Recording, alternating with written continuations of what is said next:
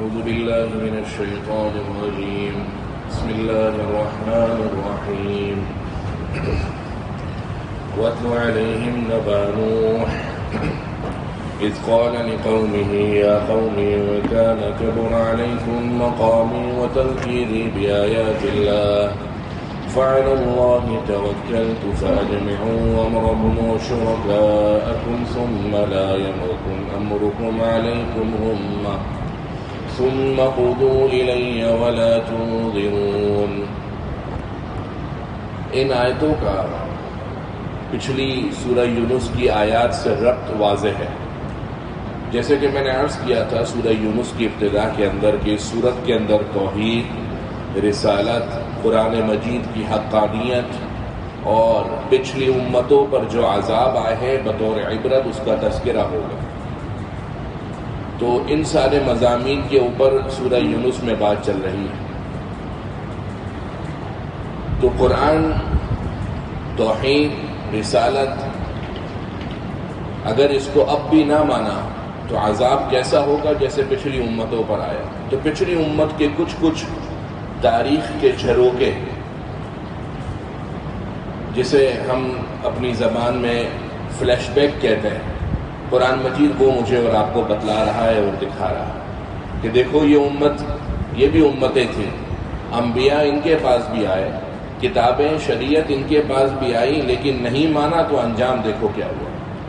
اور اس کے ساتھ ساتھ حضور صلی اللہ علیہ وسلم کو تسلی ہے کہ نبی پریشان نہ ہوئیے، غمگین نہ ہوئیے کہ آپ کے ساتھ یہ امت ایسے کر رہی ہے.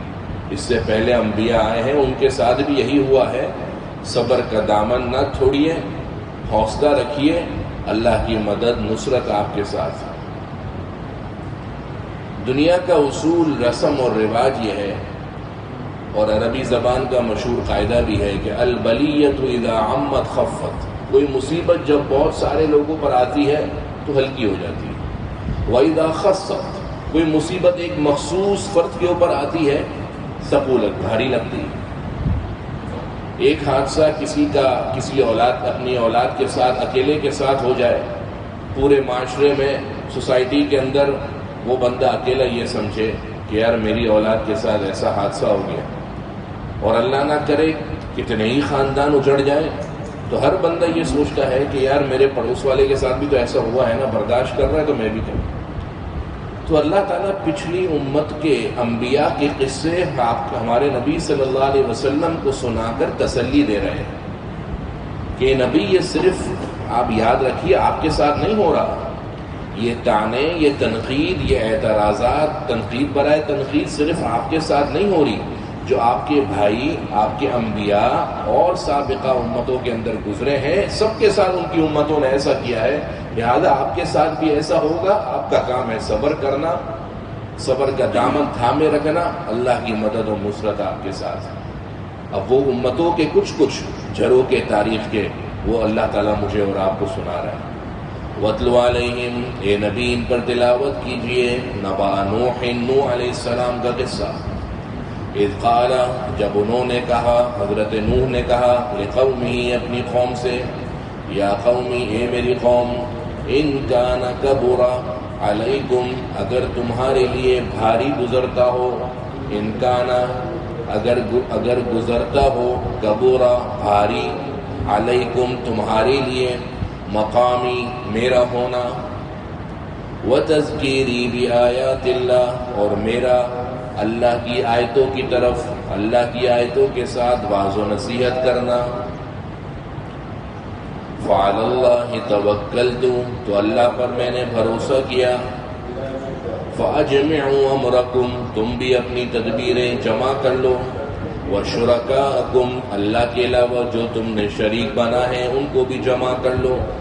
ثم لا یکن امرکم علیکم، پھر نہ رہے تمہاری یہ تدبیر تمہارے لیے غمتن، گھٹن کا ذریعہ. فقضوا الی، ثم قضوا الی، پھر میرے لیے فیصلہ جو تم کرنا چاہو کر لو. ولا تنظرون، اور مجھے مہلت نہ دو. کسی کو اس کے مقصد سے ہٹانا ہو تو دو طریقے دنیا کے اندر رائج ہیں. دو طریقے دنیا کے اندر رائج ہیں اس کو اس کے مقصد سے ہٹانے کی۔ نمبر 1 خوف کی ایسی فضا پیدا کر دی جائے کہ سامنے والا کہے کہ یار میں بس اس سے بچنا چاہتا ہوں، بہتر ہے میں اس سے بچ کے رہوں۔ دوسرا طریقہ لالچ، پیسوں کی ایسی دولت کے انبار سامنے دکھا دیے جائیں کہ سامنے والے کا دل ٹل بنانے لگے اور کہے کہ یار میں یہ کام کروں گا تو میرے کو دیکھو یہ ملے گا۔ خوف اور طمع، کیا؟ خوف اور طمع۔ خوف اور طمع مطلب لالچ۔ تو اس آیت کے اندر خوف کی دھمکی ہے، اس آیت کے اندر خوف کی دھمکی ہے۔ حضرت نوح فرما رہے ہیں، حضرت نوح نے اپنی قوم سے کہا ہے میری قوم اگر تمہارا ہونا اگر میرا ہونا تم پر بھاری گزر رہا ہے، ناگوار گزر رہا ہے کہ نبی تمہارے درمیان موجود ہے اور میں اللہ کے احکامات کی واعظ نصیحت تم کو کر رہا ہوں، تم کو بھاری لگ رہا ہے تو بلے بھاری لگے، مجھے کوئی پرواہ نہیں ہے۔ کیوں؟ اس لیے کہ میں نے تو اللہ پر بھروسہ کر لیا ہے، اللہ پر میرا بھروسہ اور توکل کامل ہے۔ تمہیں جو کرنا ہے کرو، اپنی تدبیریں جمع کر لو، اللہ کے علاوہ جتنے شریک ہیں سب کو جمع کر لو۔ ثم لا یکن امرکم علیکم امہ، ہاں یہ تمہاری تدبیریں تمہارے لیے گھٹن کا ذریعہ نہ ہو۔ یعنی خفیہ تدبیریں کائیں کو کرتے ہو، پیٹھ پیچھے مشورے کائیں کو کرتے ہو؟ آؤ نا، کھل کر سامنے آؤ، علانیتاً بات کرو، میں کوئی ڈرا رہا ہوں تم سے، میں تم سے کوئی خوف کھا رہا ہوں۔ ثم لا یکن امرکم علیکم غمہ، تمہاری یہ تدبیریں تمہارے لیے گھٹن کا ذریعہ نہ ہو، کیونکہ جب تم پیچھے پیچھے باتیں کرو گے تو تمہارے دل میں گھٹن ہوگی۔ پیچھے بات کاہے کو کرتے ہو؟ میرے سامنے کیوں نہیں کرتے؟ میرے سامنے کرو، جو کرنا ہے کرو، اور میرے لیے جو فیصلہ کرنا ہے کرو، اور جب فیصلہ کر لو تو مجھے مہلت بھی نہیں دینا کہ بھائی میں بھاگ جاؤں گا، جو کرنا ہے کرو۔ وَاتْلُ عَلَيْهِمْ نَبَأَ نُوحٍ، اے نبی پر تلاوت کیجئے حضرت نوح علیہ السلام کا قصہ۔ اذ قال لقومه، جب حضرت نوح نے اپنی قوم سے کہا، یا قومی، میری قوم، ان کان کبر علیکم مقامی، اگر بھاری گزرتا ہے تم کو میرا ہونا، مقامی میرا کھڑا رہنا یعنی میرا خود ہونا تم پر بھاری گزرتا ہے، وتذکیری بآیات اللہ، اور اللہ کے احکامات کا میری نصیحت کرنا تم کو بھاری گزرتا ہے، بلے تم کو بھاری گزرے ہمیں اس سے کوئی فرق نہیں پڑتا۔ فعلی اللہ توکلت، اللہ پر میں نے بھروسہ کیا۔ فاجمعوا امرکم وشرکاءکم، تم اپنی تدبیریں جمع کر لو، وشرکاءکم، اپنے اللہ کے علاوہ دوسرے شریک ہیں ان کو بھی جمع کر دو، اور ثم لا یکن امرکم علیکم غمہ، تمہاری یہ تدبیریں تمہارے لیے گھٹن کا ذریعہ نہ ہو۔ ثم قضوا الی، پھر میرے لیے فیصلہ کرو، ولا تنظرون، اور مجھے مہلت نہ دو۔ جس طریقے سے دنیا کے اندر کسی کو مقصد سے ہٹانے کے دو طریقے میں نے آپ کو بتائے، ایک ہے خوف اور ایک ہے طمع، اسی طریقے سے دو اور طریقے بھی رائج ہیں، اسی طریقے سے دو اور طریقے بھی رائج ہیں۔ طریقہ نمبر 1 جان سے مارنے کی دھمکی، نمبر 1 جان سے مارنے کی دھمکی، اور نمبر 2 مال ضائع کرنے کی دھمکی کہ بچہ سدھر جاؤ ورنہ تمہیں ایسی جگہ سے ہٹ کروں گا تمہیں پتہ نہیں لگے گا کہ ہم نے تمہیں کہاں سے ہٹ کیا۔ یہ دھمکی دینے والے اس ملک کے عامر تھے جو اس ملک کے قوم کے باسیوں کو دے رہے تھے۔ تو ایک دھمکی ہوتی ہے جانی، جان کی دھمکی دینا، اور ایک دھمکی ہوتی ہے مالی، اچھا آپ بھی نہیں سدھرو گے، تمہارا کاروبار، تمہاری سرمایہ کاری، تمہاری ملازمت، تمہارا ذرائع آمدن سب دروازے تم پر بند کر دیں گے، زندہ کیسے رہو گے؟ تو پہلی جو بات وَاتْلُ عَلَيْهِمْ نَبَأَ نُوحٍ کی آیت کے اندر ہے یہ جانی دھمکی ہے، گویا مقصد سے ہٹانے کے لیے جان کی دھمکی دی، تو لیکن نبی ہوتا ہے بھائی، میری اور آپ کی طرح کوئی کچا تھوڑی ہوتا ہے، نبی تو نبی ہوتا ہے، صبر و استقامت کا پہاڑ ہوتا ہے۔ اس نے کہا جو کرنا ہے کرو، میرا بھروسہ اللہ پر ہے، اپنی تدبیریں جمع کرو، اپنے شرکاء کو بلاؤ، جو فیصلہ کرنا ہے کرو، اور مہلت بھی نہ دینا، اگر تم ہٹا سکتے ہو مجھے اپنے مقصد سے ہٹا کر دکھاؤ۔ اب دوسرا طریقہ مال کی دھمکی، لالچ۔ فَإِن تَوَلَّيْتُمْ، اگر تم نے پھر بھی اعراض کیا، نہ مانا، تَوَلَّيْتُمْ اعراض کیا، روگردانی کری، نہیں مانی. فما سألتكم من اجر، میں نے تم سے کسی معاوضے کا سوال نہیں کیا. فما نہیں، سألت میں نے سوال کیا، تم سے، من اجر کسی بھی اجرت کا اور معاوضے کا. ان اجری الا علی اللہ، میرا اجر اور میرا معاوضہ تو اللہ کے ذمے ہے. ان اجری، میرا معاوضہ، الا علی اللہ، اللہ کے اوپر ہے، یعنی اللہ کے ذمے ہے کہ وہ مجھے اس کا ثواب دے گا. وَأُمِرْتُ، مجھے تو یہ حکم دیا گیا ہے، ان اکون من المسلمین، کہ میں ہو جاؤں ماننے والوں میں سے. یہ تھی مال کی دھمکی. تو صاف نبی نے کہہ دیا کہ میں نے تم سے آج تک کبھی اجرت لی ہے؟ متقدمین یعنی ہمارے جو پرانے سلف صالحین اور اکابرین گزرے ہیں، اس زمانے کے اندر عبادات کے اوپر پیسے لینا، معاوضہ لینا، یہ شرعاً ناجائز سمجھا جاتا تھا.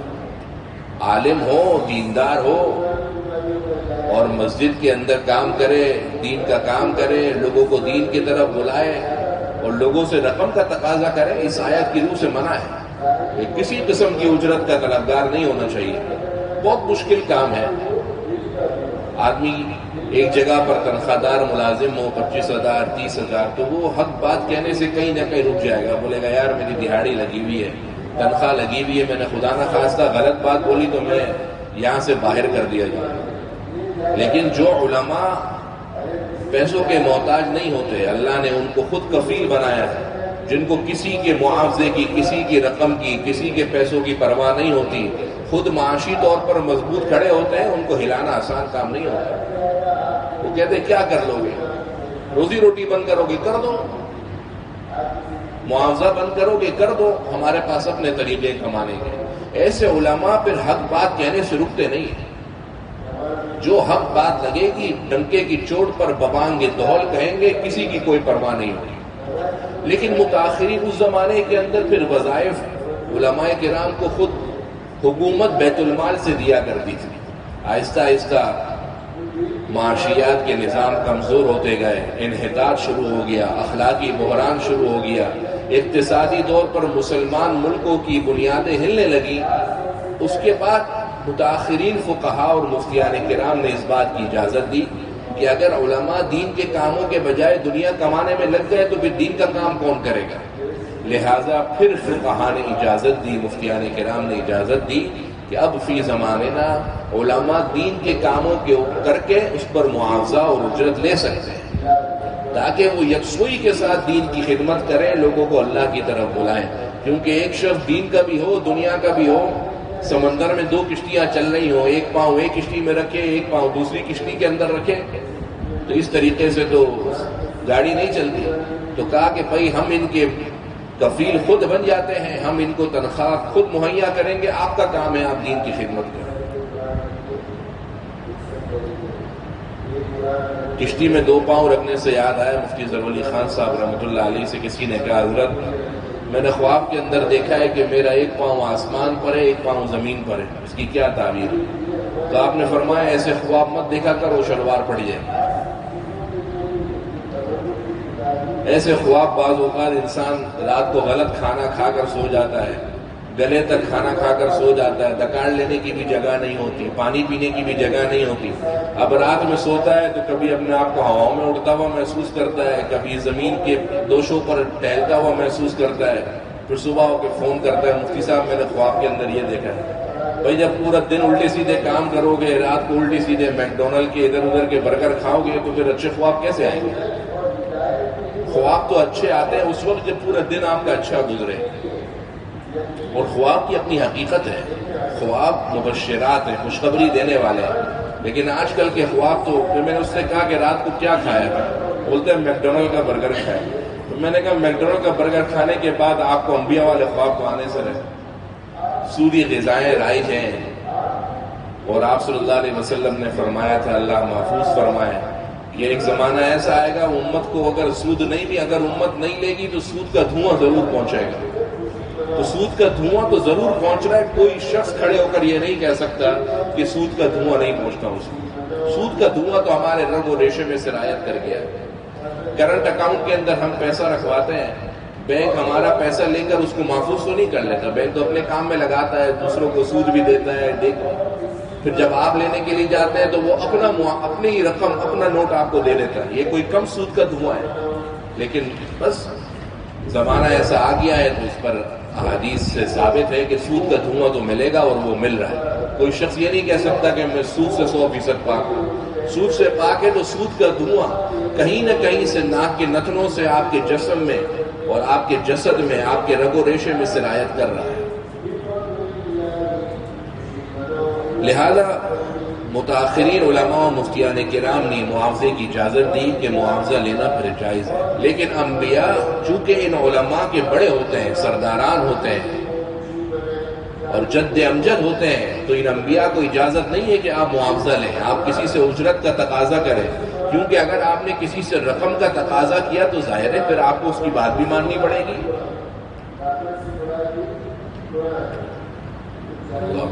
فَإِن تَوَلَّيْتُمْ، اگر تم نے اعراض کیا، تم نے میری بات نہ مانی، فَمَا سَأَلْتُكُم مِّنْ أَجْرٍ، میں نے تم سے کسی اجرت کا بھی سوال نہیں کیا، إِنْ أَجْرِيَ إِلَّا عَلَى اللَّهِ، میرا معاوضہ اللہ پر ہے، وَأُمِرْتُ، اور مجھے حکم دیا گیا ہے، أَنْ أَكُونَ مِنَ الْمُسْلِمِينَ، کہ میں ہو جاؤں ماننے والوں میں سے۔ کن میں سے؟ اسلام نام ہے ماننے کا، اسلام نام ہے ماننے کا، اسلام نام ہے سر تسلیم خم کرنے کا، کہ جب اللہ کا حکم آ جائے تو پھر چوں چرا کیوں کیا لے تو لال کی گنجائش نہیں، پھر جو بس اللہ کا حکم ہے اس کو ماننا ہے۔ عرفات کے اندر حاجی جاتا ہے، ایسا گناہوں سے پاک ہو جاتا ہے جیسے اس کو آج اس کی ماں نے جنا ہو۔ عرفات کے اندر اس دن جانے کی اہمیت، اور آج کیا پورا سال بھی کوئی شخص عرفات میں لگا لے، 1 روپے کا ثواب نہیں ملے گا، 1 کوڑی ثواب نہیں ملے گا۔ معلوم ہو عرفات کی کوئی اہمیت نہیں ہے۔ کیا معلوم ہو؟ عرفات کی اہمیت کوئی نہیں ہے، اہمیت تو اللہ کا حکم ماننے کی۔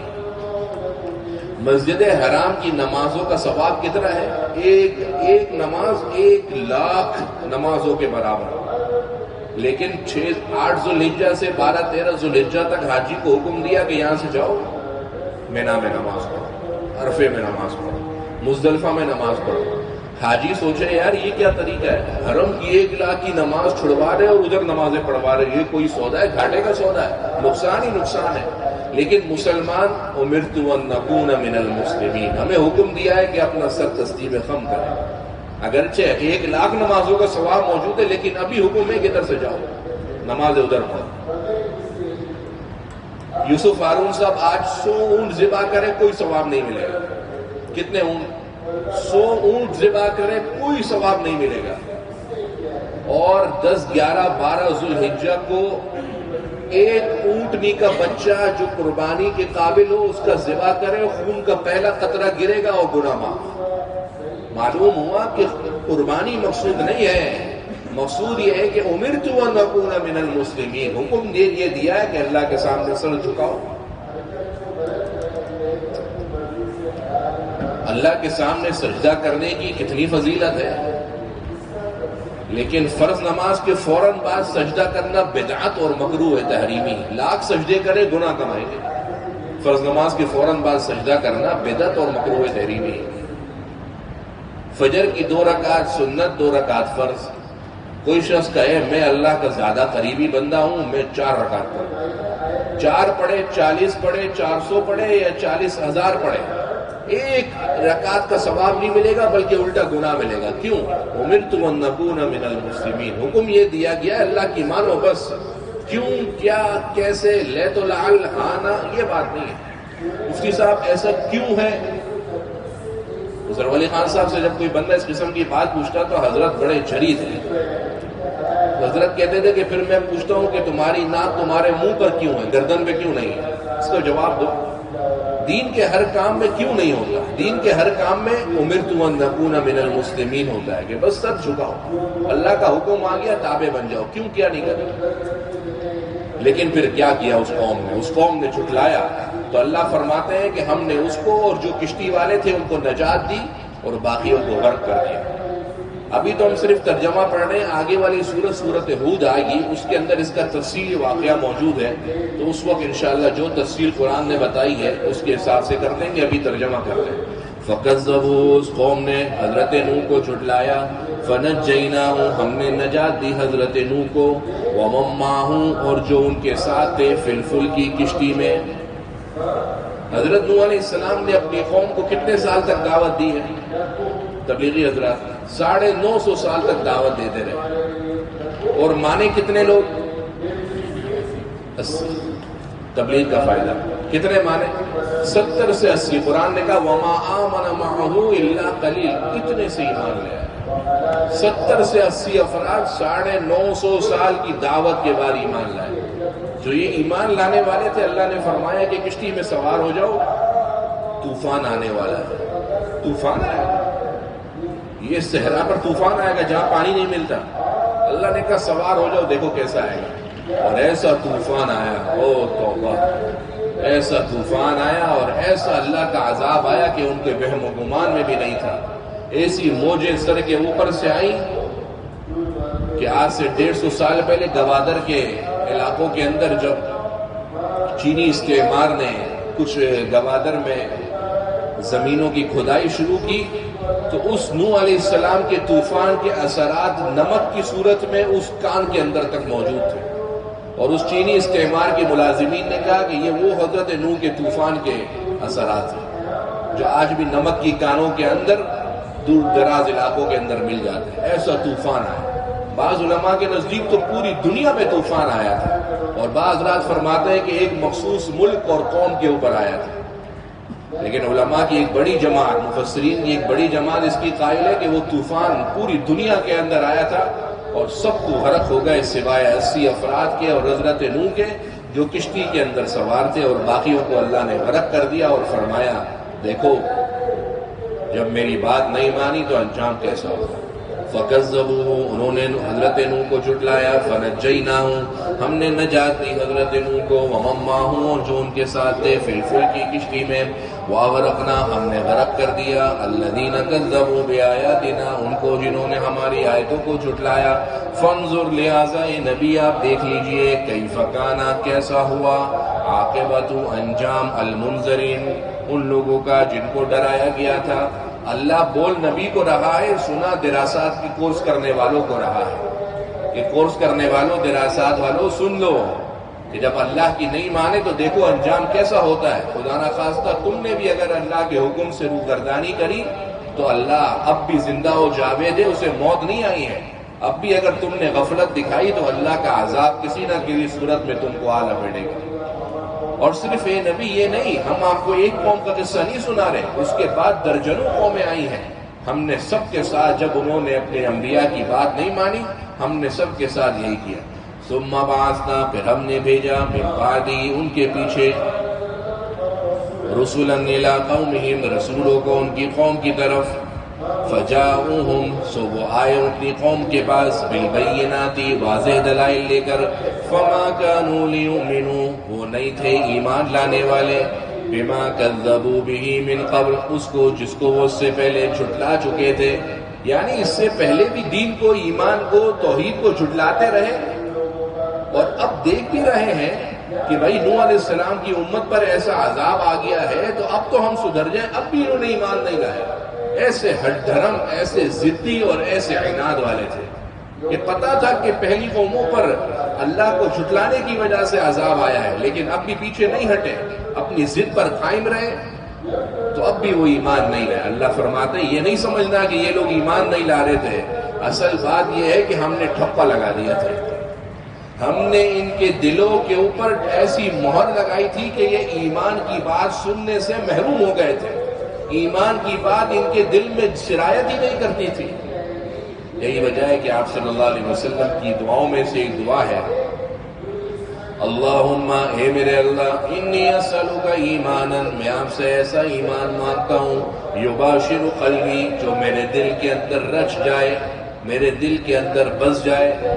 جب ایمان دلوں میں رچ اور بس جائے گا پھر جسم سے ایمان والے اعمال نکلیں گے، اور جب دل کے اندر ایمان کے بجائے کفر کی گندگی، کفر کی ظلمت اور گناہوں کی تاریکی ہوگی تو پھر جسم سے ایمان والے اعمال کے بجائے گناہ نکلیں گے. کذالک اسی طریقے سے نطبع ہم مہر لگا دیتے ہیں علی قلوب ان لوگوں کے دلوں پر المعتدین جو لوگ حد سے آگے بڑھنے والے ہیں. ثم بعثنا من بعده رسلا پھر ہم نے بھیجا ان کے بعد اور رسولوں کو الی قومہم ان کی قوموں کی طرف. فجاؤہم بالبینات وہ آئے ان کے پاس واضح دلائل لے کر.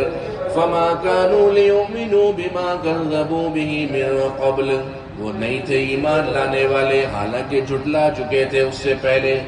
كذلك نطبع اسی طریقے سے ہم مہر لگا دیتے ہیں علی قلوب ان لوگوں کے دلوں پر المعتدین جو حد سے تجاوز کرنے والے. اس کے بعد حضرت موسیٰ علیہ السلام حضرت ہارون علیہ السلام کا قصہ ہے جو انشاءاللہ کل پڑھیں گے.